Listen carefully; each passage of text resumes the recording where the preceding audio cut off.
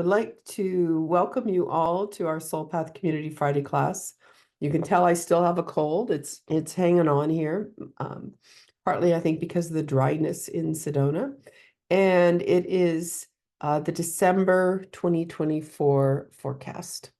And we're going to take a look. This is the last month of the year, of course. And let's start by talking about the major shifts that we're going to experience this month. So first, we're going to have a new moon right at the turning. If you're in Pacific time or Hawaii time, it's the end of November 30th, but it's December 1st, East Coast and off into Europe.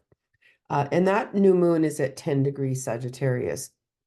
And we already talked about that in the November forecast, so we won't spend too much about it, but it sort of launches us into the month where belief, truth, meaning, adventure maybe, some risk-taking might be the new energy that we're feeling. However, remember, we're in a Mercury retrograde, and we're, kind of feeling the need to review and revise. So we've got a new moon going forward, and we've got review and revise at the same time. December 6th, Mars retrogrades, which means even as we come into December, we're feeling the slowdown, the stationing, and we see that Mars is always about action, willpower, ideally will connected to the soul, the way we're initiating things. So with a Mercury retrograde and a Mars retrograde, even in a new moon phase, we're not probably initiating anything major. We're, like when I'm talking about writing my book right now here in Sedona, I am doing the editing and restructuring and revisioning of things that I've already written. And that's a beautiful thing to do. So think about your own life for a moment and what maybe you are kind of moving forward or thinking about. And remember, in the beginning of the year, we usually have a few months where pretty much everything is direct. Now, there can be something that messes it up, like a Mercury retrograde or a Venus, but in terms of the outer planets that appear retrograde for much of the summer and often start, maybe May, June, go to a lot of them September, October, maybe there's a little holdover until January. We are, overall sort of coming out of the bigger retrograde phase and the review of the overarching transpersonal issues of our world and of each of us individually. So with, Mercury and Mars for the first half of December, because as you'll see here, Mercury moves direct on the 15th. And so in terms of Mercury issues, communication, fixing things, more of that writing, teaching, speaking element, you might feel that you have a little bit more energy to move forward toward the end of December. Venus is coming into Aquarius December 6th or 7th, depending on your time zone, and Neptune moves direct. And that I believe is the 6th itself. No, 7th. You see here on your handy little ephemeris where you can check in on things. We show the Mars retrograde, the Neptune on the 7th, and then finally Mercury on the 15th. Sun comes into Capricorn. We know that's the solstice on the 21st. Time to really go in and feel the quietness inside, I would say, and knowing that slowly we start emerging. Now, December 24th, Jupiter squaring Saturn. It's just something to take into account in terms of there's a certain tension between those two, which is very connected to our desire to build something that stands the test of time, the structure of our world, again, globally, but also personally. And then Jupiter the philosophies, the beliefs, the kind of the faster moving energy that feels expansive and positive.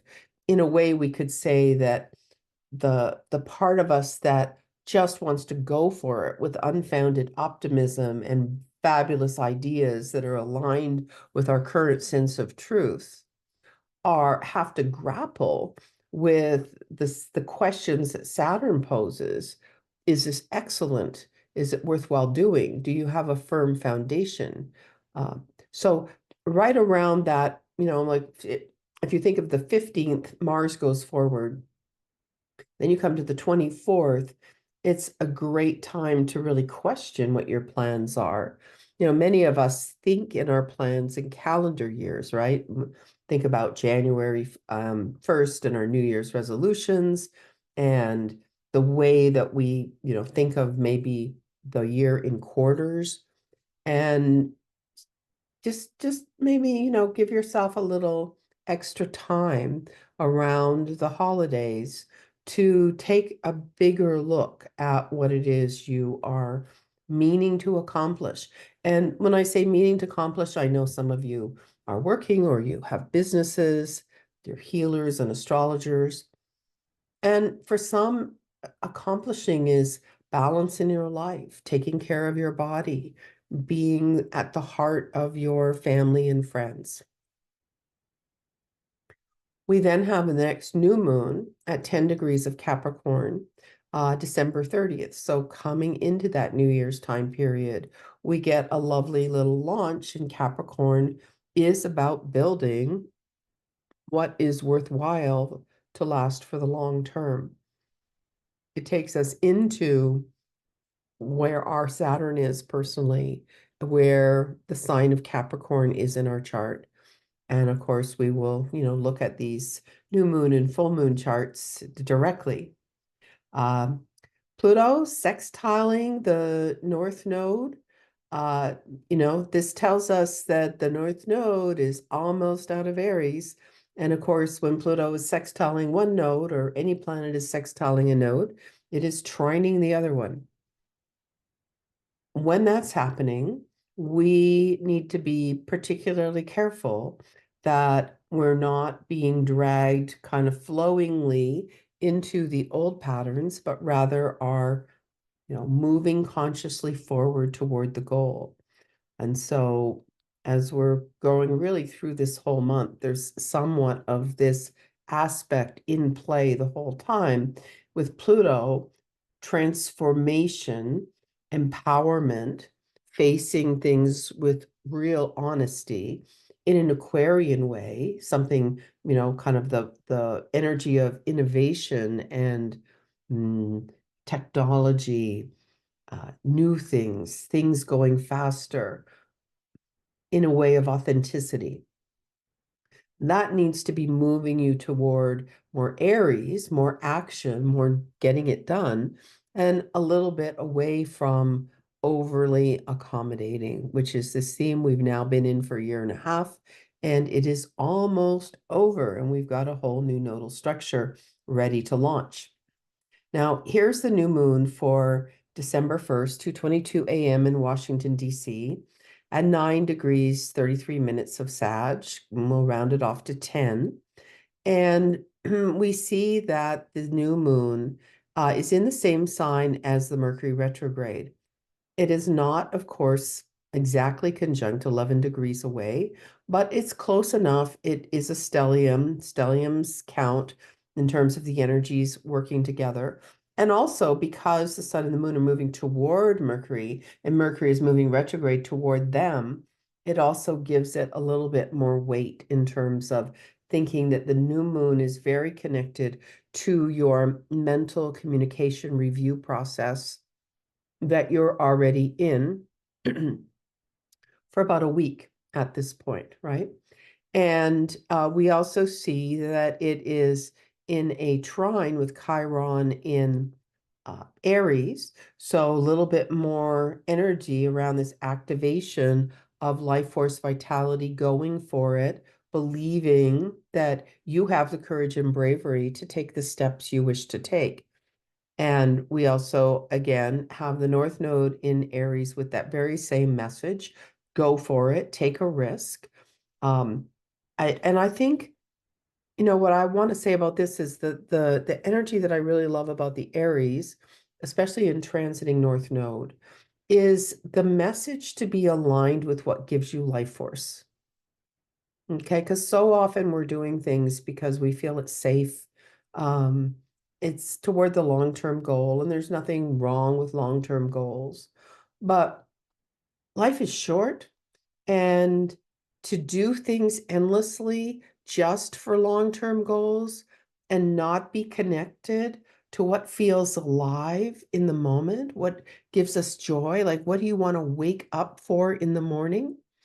It can be as simple as your favorite coffee or tea, yoga stretches in front of the window, looking at the sky.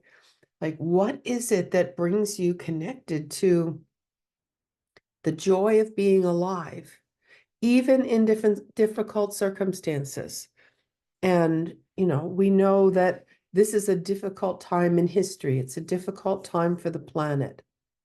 And yet, if we come back to the spiritual consciousness of living in the moment, what can you do to live in the moment and not borrow worries from the future and not over dramatize what's happening or what could happen, but instead make those simple, direct choices to be in Aries nature, where you're like, wow, I'm glad to be here. And with the South Node in Libra, of course, the message is consistently, try not to do so much that you think you have to do for others. It's like it's beautiful to do things for others when it also lights you up, when it also feels like joy. But so often we get in a pattern of people pleasing. Many of us were indoctrinated into it when we're very young. We don't even know we're doing it. We're taking on other people's stuff. So I'm putting more of an emphasis on that in today's talk about the year, even though we've been in this nodal structure for a year and a half, because we all have some things we've been probably thinking about in terms of this polarity of energy. And maybe you've already done some of them, maybe not. Maybe there's more to do. This is a really great month with this review of Mars, right? Mars is the Aries planet, and its retrograde starts at 6 degrees of Leo.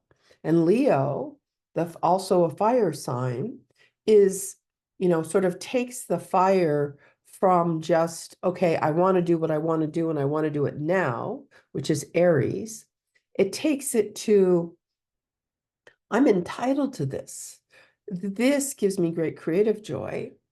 I feel empowered by this. I want to do this in the most creative, amazing, dramatic even way. And then, of course, Sagittarius, third fire sign, is more life is an adventure. I must live my life according to my truth. I know what the meaning is for me, at least right now, and I'm going to go for it. So you see here this grand trine as we're coming into the new moon, and it's in fire, and it is absolutely about making choices that bring you life force, vitality, aligned with your sense of meaning, and maybe with some extra levels of loyalty, validation, playfulness, and pleasure, creativity as the Leo comes in. You'll also see down here Venus in Capricorn, that Ceres, excuse me, Ceres in between, Ceres, the asteroid of nurturance, and Pluto. Now, Pluto's moving very slowly. It's at 13 minutes of arc, not even close to 1 degree of Aquarius yet. So we'll see that through that next week, because Venus moves about 1 degree a day, that Venus is moving to join Pluto. And that can be very powerful for relationships. Venus in Capricorn wants to be in relationship in a way that is grounded, stable, committed, maybe traditional. Venus in Capricorn will work on relationship. And remember, particularly for you, where is Capricorn in your chart? What house is it? What area? And coming into Pluto with its new ideas in Aquarius, maybe that there's kind of some inner upheaval, because once Venus gets into Aquarius, it moves the sensor a little bit to what is authentic for me in my relationships. Capricorn is much more about duty and responsibility, and Aquarius maybe wants to break free, break through. We'll also see that, speaking of Aquarius, well, no, not speaking of Aquarius. Yeah, we'll go there. Uranus in Taurus. Uranus, radical change awakening. It is the Aquarius planet in Taurus. Since 2018, has been helping us to see more about the problems we have in the earth, climate change and all, but also on an individual level, helping us break out of places where we're stuck. And that's also forming a trine to the Venus in Capricorn. So being aware of our obligations and our responsibilities and the long term that we're building, but also very much thinking about changes that are needed and how we can break free from old patterns, kind of lines us up with what we've just been talking about with the Grand Trine in fire. And then we come to Jupiter in Gemini. And Jupiter, again, belief, truth, meaning. And here it is opposite 3 planets that are in Sagittarius, the sign it rules. This is mutual reception. Mercury is in Sag. Jupiter is in Gemini. They are each in each other's sign. That creates kind of a closed loop. And the loop is about, what do I believe? And I am expanding and synthesizing my sense of meaning and then communicating Mercury from that place of meaning. And with the new moon adding firepower to it, there's a lot of emphasis. So this is a good time, I'll just say, for, if you're thinking about classes for January, coming into this new moon is likely to give you a sense of what you would like to study, what is needed for you to study, what the data is, the skills, the details with Gemini, but also the Sagittarius. What's the bigger picture? How does this have meaning in my life? And then we come to the full moon, middle of the month. And the full moon is 23 degrees, 53 minutes of Gemini. We'll call that 24.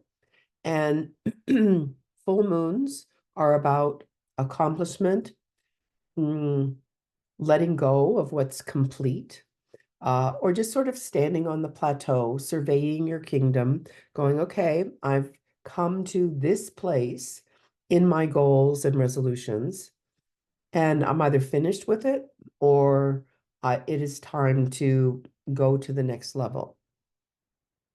The sun in Sagittarius suggests the the action and the choices toward that bigger sense of living a meaningful life. And the moon in Gemini may say, maybe you need to let go of some of the distractions. The negative polarity of Gemini is that we're busy and superficial, gossipy, watching mindless stuff on TV. That's really our problem with Gemini energy. It gets us too scattered. And sun in Sagittarius can have the problem of being too opinionated, too tied up with our truth being the only truth. Jupiter is in Gemini. It has been since May. It's about a year in each sign. And so Jupiter in Gemini at this point is helping us to see where we need to get more information and how we need to see other people's points of views. We need to learn more. We need to synthesize more. And that will help us with this moon. We still have a lot of this fire trine. We see the Mars now in Leo. It has been retrograde at this point for a week. Mercury still retrograde, very strong trine. And they both form a trine to the North Node in Aries. So the review process that Mercury is in, the review process Mars is in, what you're thinking about and action plans to move things forward is going to want to be in alignment with that life force energy that Aries brings to the table.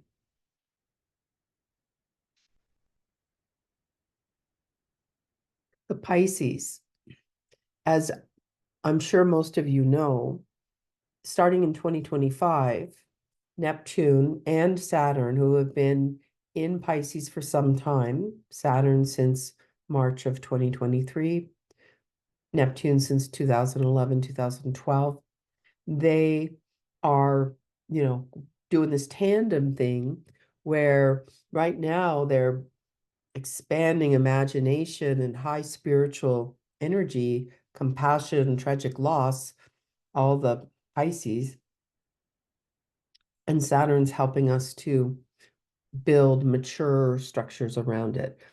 Most important, Saturn is demanding more and more, I would say, as it's in the mid degrees, that we are mature and disciplined in our spiritual path, that we take tangible actions to support our compassion for ourselves and for others, and that basically we're serious and we are real mindful about not numbing out and going into all the different addiction dependency issues, including mindless TV and all the rest of it, overwork, whatever it is that we do to not feel and to not be in alignment with who we are at the higher levels. Saturn is asking us to do that. Now in 2025, they both move into Aries and ultimately they form a cycle together that will, be a major world cycle where a lot of new ideas are going to be birthed and also put into place. And thinking about that, being aware of where Aries is in your chart and how you're moving from something that might feel more nebulous, intuitive, overwhelming even, into the Aries where the taking action becomes more significant. That is, that's what's on the agenda for next year. And we'll be talking about it much, much more. Chiron in Aries, so facing the wound that tells us we can't do what we want, we don't have courage and bravery, and yet obviously we do, is connected here to Hygeia. And, Hygeia is the asteroid that is about holistic healing and everything from herbs to cleansing to purifications to the foods that we have, all the holistic aspects. So keep that in mind. Chiron is about healing and healing in general. And to have it connected to Hygeia in Aries might suggest that there are new avenues of holistic healing that you might want to think about. And that, this is in a very nice little sextile trine to the full moon.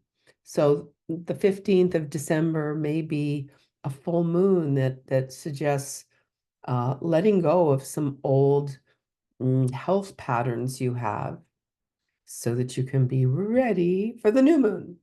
The new moon in December 30th, 5:27 p.m. in Washington, 9 degrees and 43 minutes of Capricorn, call it 10. And you can see that it is over here. What do I want to say about it? First of all, you're going to notice here that it doesn't really seem strongly aspected to much. I mean, there is a sextile, kind of a wide sextile to Saturn in Pisces. And Saturn, of course, is the ruling planet of Capricorn, so that will give it a little bit more strength. A new moon in Capricorn asks us to start anew in a way that is grounded, has a structure, a foundation, is in alignment with long-term plans, is somewhat serious, excellent, has integrity. And we see that it's connected to the asteroid Pallas Athene, very much about the creative arts, the arts of war, weaving and bringing things together. But it's not in a, a wildly connected connection with the rest of the chart. But you see these really strong lines. You can't miss them. There's a mystic rectangle.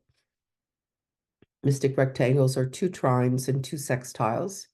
If you have a mystic rectangle in your chart personally, it's said that you may have a lot of difficulty in early life, but you will ultimately be very powerful and use that in the world.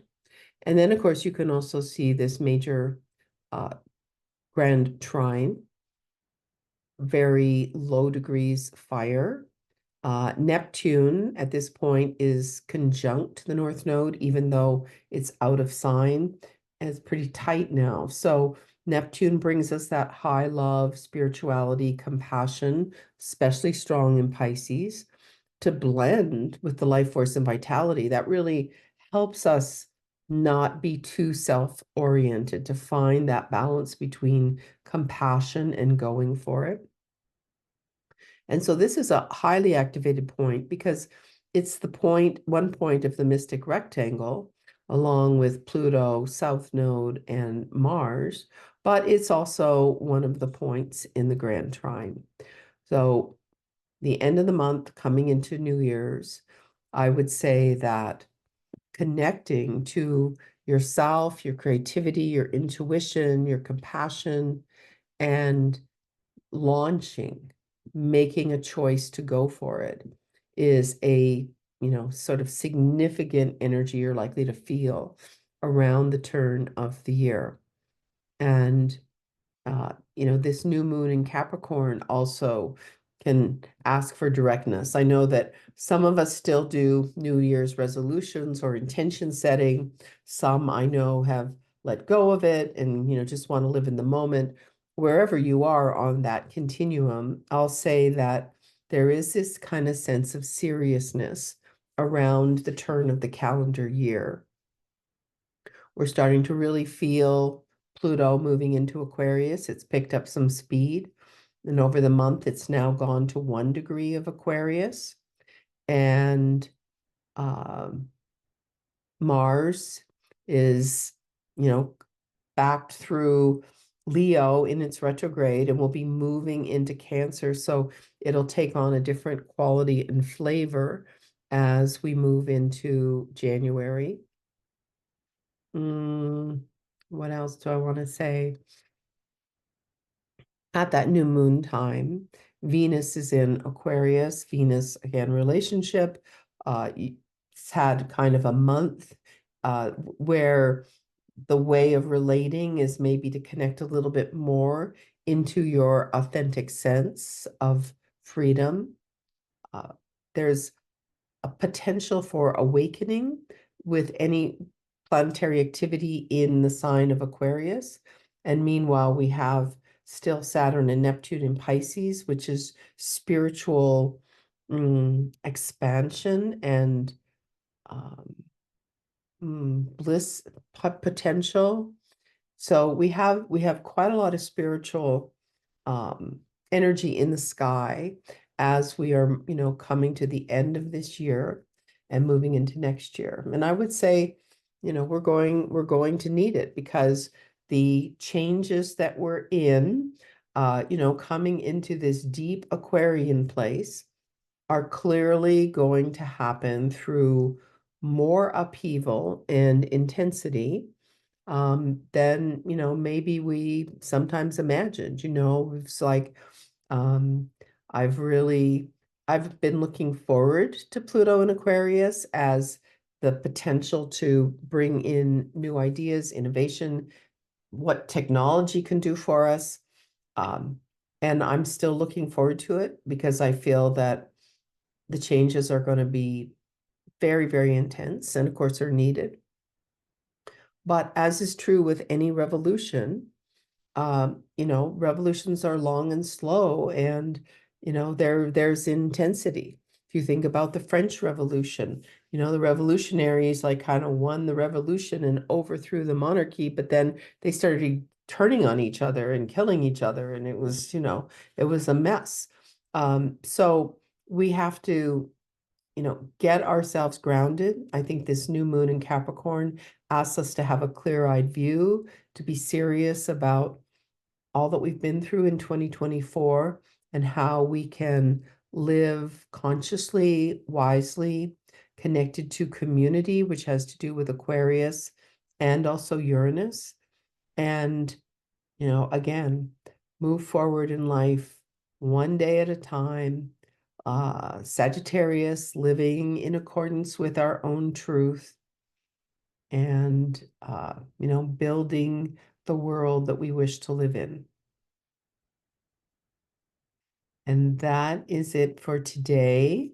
You'll see that I just scheduled a new talk. Edmonton astrologers asked me to speak on the astrology of narcissism, which is a talk I presented at OPA in 2017, but it's going to be upgraded and revised. New things have been happening in the narcissistic world in the last 7 years. And of course, you're able to sign up for any of these, events at local astrology places. They are often hybrid, so in person and online.